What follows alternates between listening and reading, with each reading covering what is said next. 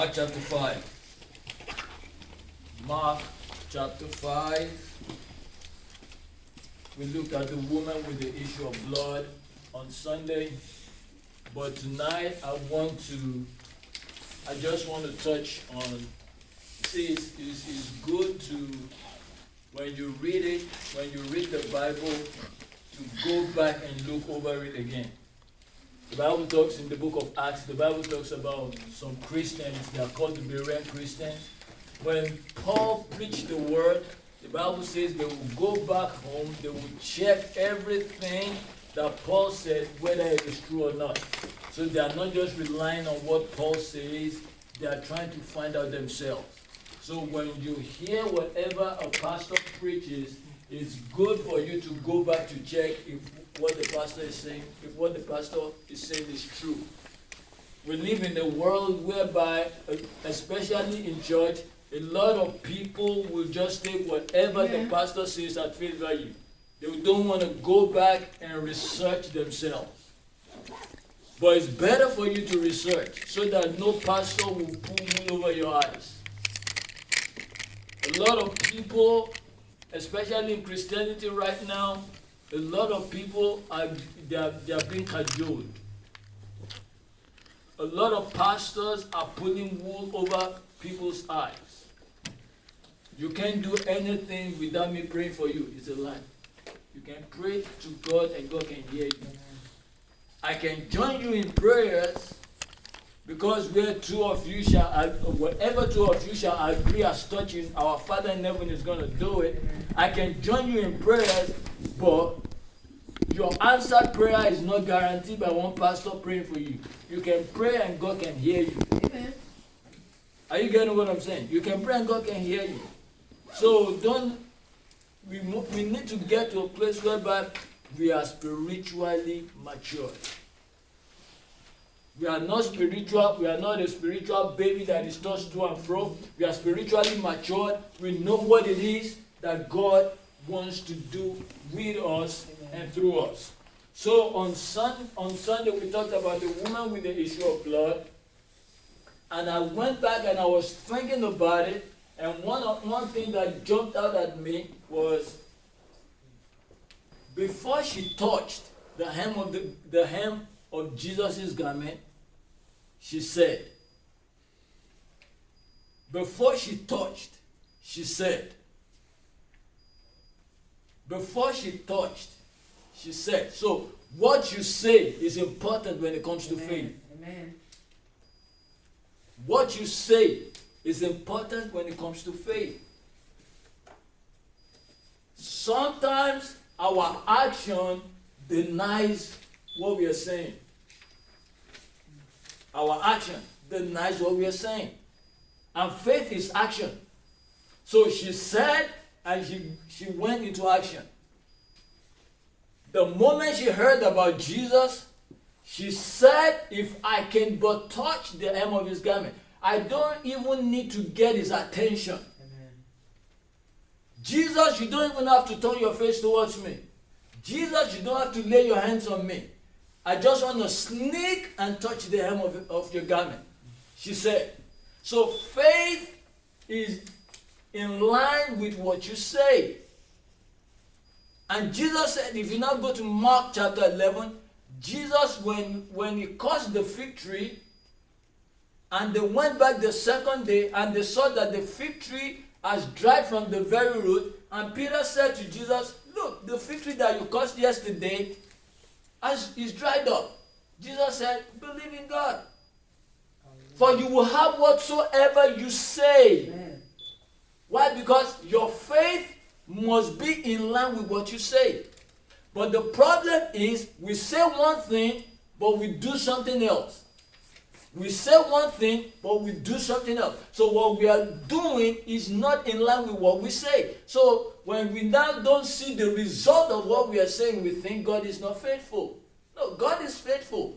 It's you are the one that is not putting action behind what you say. And another thing that you need to understand is, most people will not believe you. Or most people will not believe in you. Amen. until you accomplish what you want to do. Amen. When you accomplish it, that is when they say, I know you can do it. But the first time that you said you want to do it, they will tell you, no. Oh man, no. You can't do that. You can't do it. You can't do it. Most people will not believe you until you accomplish it. Then they will not tell you, I know you can do it. So when you look at the story of the woman that we saw, that we read about on Sunday, we need to understand, what are you saying? What are you saying concerning your life? What are you saying? Are you speaking the word of faith, but you're living in doubt? Because you can speak the word of faith and you can speak the words of faith and be living in doubt. Because your action does not line up with what you're saying. God, I believe you can provide for me a job, but you never fill up an application. That's just living in doubt. Or a young lady that just got married, but wants to be pregnant, but she still want to do what single ladies are doing. And she wants to get pregnant, but she doesn't want her body frame, her body to change. There is no that you're gonna get pregnant and get a baby. That something most definitely is gonna change. So you can't say one thing, believing in saying, oh, this is my faith speaking, but your action is contrary to what you say. What if the woman said, if I can just touch the hem of his garment, I will be healed, and she sat at home? Jesus is not going to leave the crowd and go into our living room. That's not how faith works. She said, and she moved. So whatever that we want to accomplish in year 2020, as we are saying it, guess what? We must be moving towards it. As we are saying it, we must be moving towards it. I want good health in 2020. Don't just say it and start and keep eating fried chicken and fried chicken and fried chicken. No! You need to stop something. You need to stop something. Don't say I want to get all A's in school, and you don't do your homeworks, or you drop off the homework, you turn half in, you're lackadaisical when it comes to some other works in school. No, it's not gonna happen. The vision and the goals that you've written down, that you see on your mirror every morning that you wake up, the only way those vision and the dreams and the aspiration can come to fruition is by you doing something about it. If you decide just to write it and don't do anything about it, you will just be there. It's just going to be on your wall. At the December 31st, you will look at it. I didn't accomplish all this. You know why? Because you didn't do anything about it.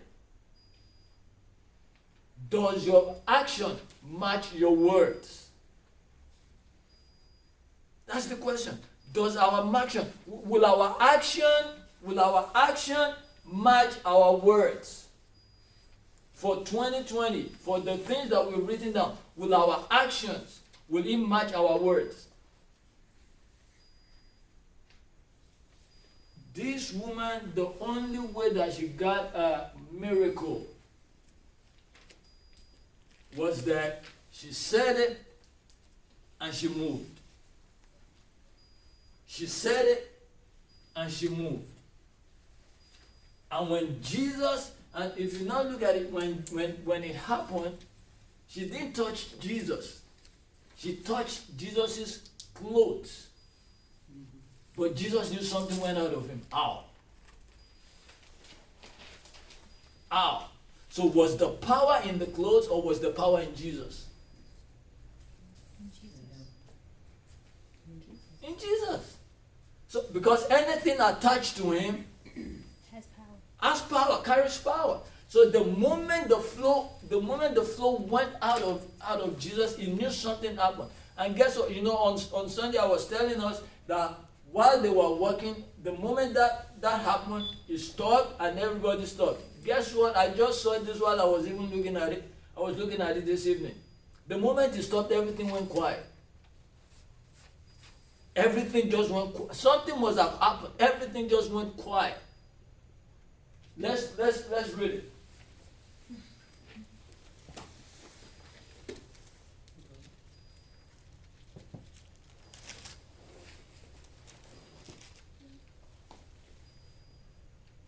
Now look at verse 30.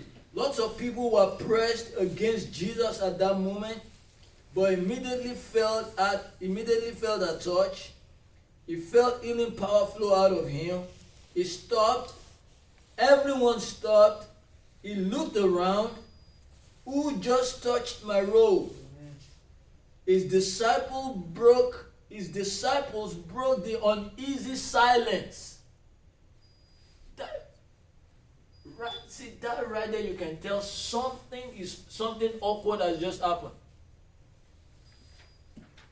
For 100 people to be going in one direction and one person stopped, because when 100 people are going in one direction, there are different conversations that is going to be going on in the group.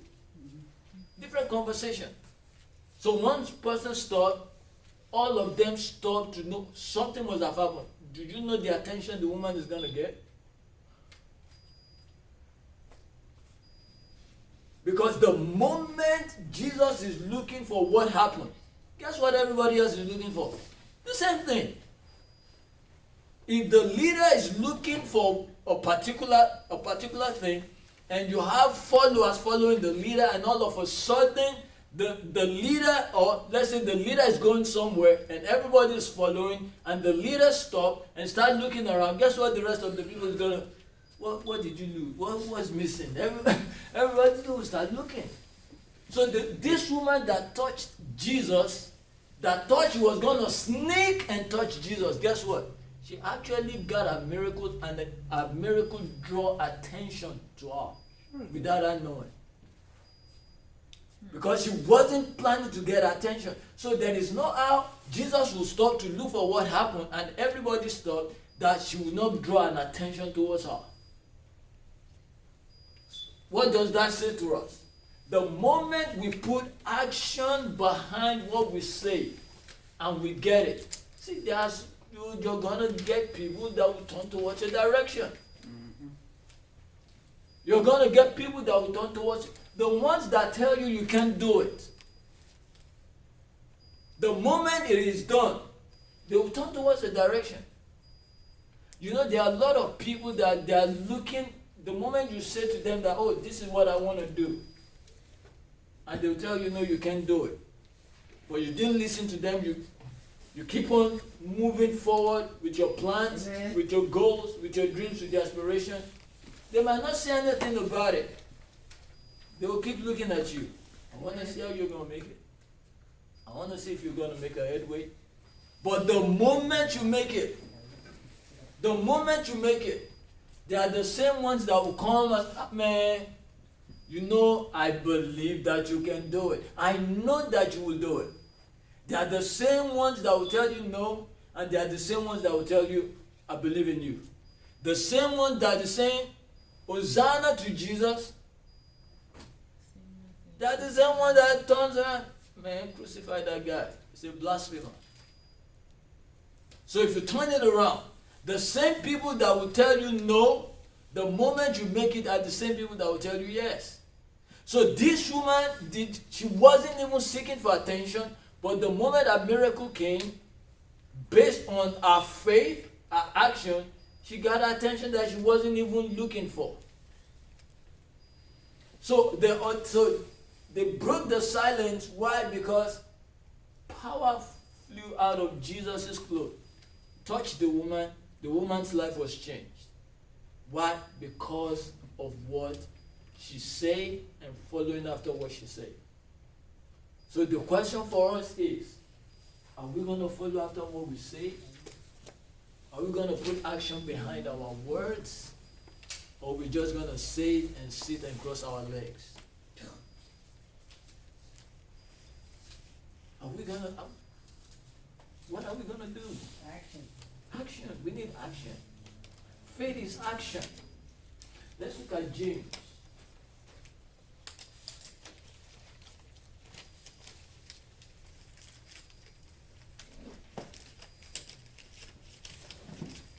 James chapter 3.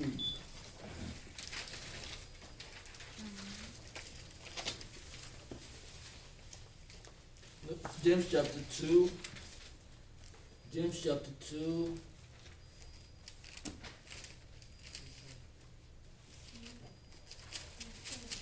James chapter 2, let's start from verse.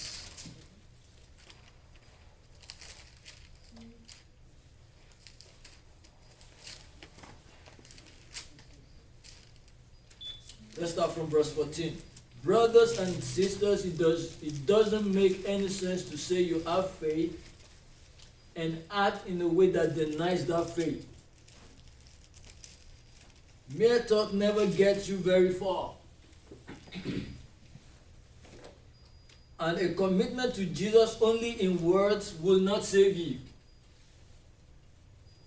It will be like seeing a brother or sister without any clothes out in the cold and begging for food and saying shalom. Friend, you should get inside where it is warm and eat something, but do nothing about his needs, leaving him in cold and alone on the street. What good will your words alone do? The same is true with faith. Without action, faith is useless. But by itself, it is as good as dead. I know what you're thinking. Okay, you have faith and I have actions. Now let's see your faith without works, and I will show you a faith that works. Do you think that just believing there is one God is going to get you anywhere? The demons believe that too, and it terrifies them. The fact is, faith has to show itself through works performed in faith.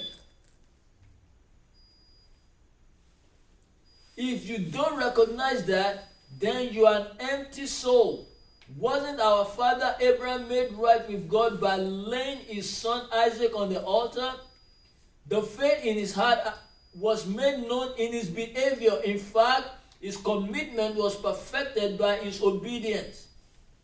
That is what scripture means when it says Abraham entrusted himself to God and God credited him with righteousness. And living a faithful life earned Abraham the title of God's friend. Just like our father in faith, we are made right with God through good works, not simply by what we believe or think. So it's not just about what you say, or it's not just about just having faith. So if you say you have faith, you must show it. If you say something, you have to back it up. Don't just say it and not back it up. Don't just say I have faith and not do anything. I believe in God. Good. He says the demons also believe in God. And they're even terrified. So if you say you believe in God, say show me by your action. Don't just pray and not do anything after you prayed. Don't just ask God to heal me and you still keep doing the things that brings the sickness on you. No, you need to change. Don't just pray, God, I need a job, and you don't go out and fill up an application. That's not going to work. God, I want to make A's in my paper, but you're not doing your homework. That's not going to work. God, I want you to help us with the church. I want you to send people to the church, but you're not opening your mouth to tell anybody about the church. It's not going to work. God will want to see miracles happen, but you don't invite him in. It's not going to work. So when you say you have faith, you need to prove it by what you do. So when the woman moved and touched Jesus, you know what Jesus said to the woman? Your faith has healed you. When did she have the faith? When she heard him. When the moment she spoke and she went into action. The moment she spoke and she went into action. When the disciples said to Jesus that the fig tree that you caused yesterday has dried up. You know what Jesus said? Have faith in God. For you will have whatsoever you say. But you can't have what you say if you don't have faith in God. Why? Because he said, if you will say to this mountain, be moved and be cast into the sea, and you don't have that in your heart, and you believe you will have what you say. So if you say it and you are doubting, it's not going to happen. So a lot of us, what we do is we sow the seed of faith, but we uproot it with doubt. We will sow our seed in faith, but we have a double mind. Will God do it? Will God not do it? Will God do it? Will God not do it? And the moment that is in play, we've already uprooted the seed that you sowed in faith.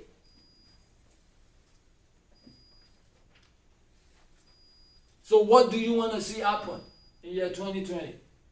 Concerning your life, what do you want to see happen? Concerning your relationships, what do you want to see happen? Concerning your business, what do you want to see happen? Concerning your academics, what do you want to see happen? Whatever you want to see happen will only happen with action. With action. You got to put action to it. Some things got to change. Some things you have to let go of some things, which is where we started December 31st. Some things you have to put on the side. If you really want to accomplish whatever it is that you want to accomplish for year 2020, you have to let go of some things so that you can attach yourself to some things. You have to let go of some things so that you can tack on to some things. But action must be involved. Action must be involved. We must put action behind our words. Amen? Any questions? Questions, comments? If you're pondering on it and you have a question, you know who to send it to, right? Don't send it to me. Send it to Daniel. So the Talk Back Sunday, we're going to deal with questions that we have. I got a question, I sent it to him as well. So, yeah, I have a question too, so I sent it to him. So we're going to deal with it on Sunday. Talk Back Sunday. So if you don't have any questions, that's what I want to share with us tonight.